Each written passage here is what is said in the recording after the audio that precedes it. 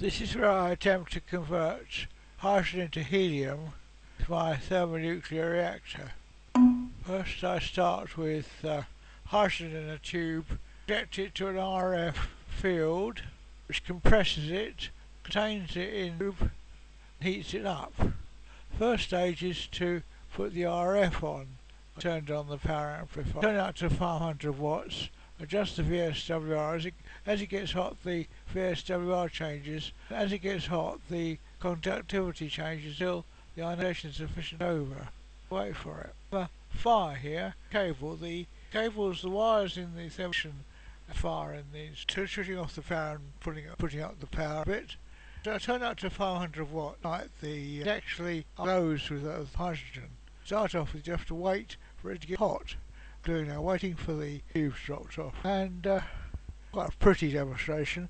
The idea is to get so hot that the ions rush up and down the tube at such a high velocity as a result of the electrical fields and the path length. The energy depends on the path length, generating voltage. So if the voltage is about 400 volts per meter, that's about it's 10 meters length. That's 4,000 electron volts. So that's the sort of principle I'm using. Can't remember my calculations. The mean free path depends on the pressure, and I've got 10 to the minus 8 torr in there, which means that the mean free path is about a kilometre. It rushes up and down a kilometre before hitting anything, and therefore picks up a lot of energy, being volts per metre.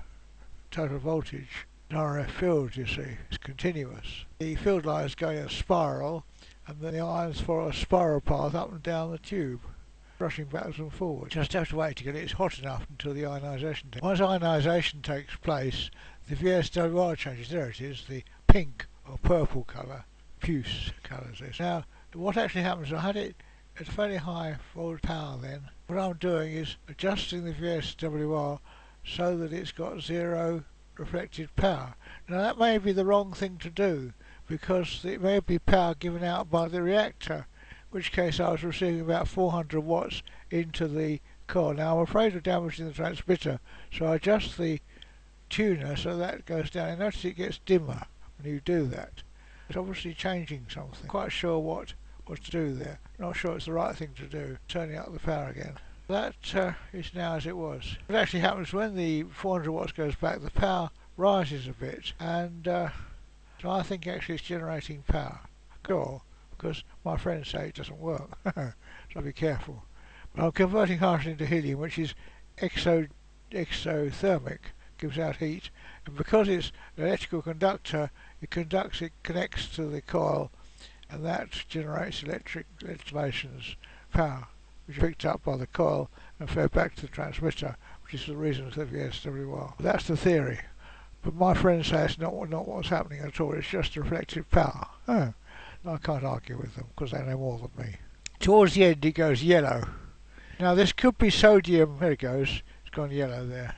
Could be sodium as it is, slightly green actually, because that's helium. The green line is helium. And the helium also has a yellow line, so that's the reason.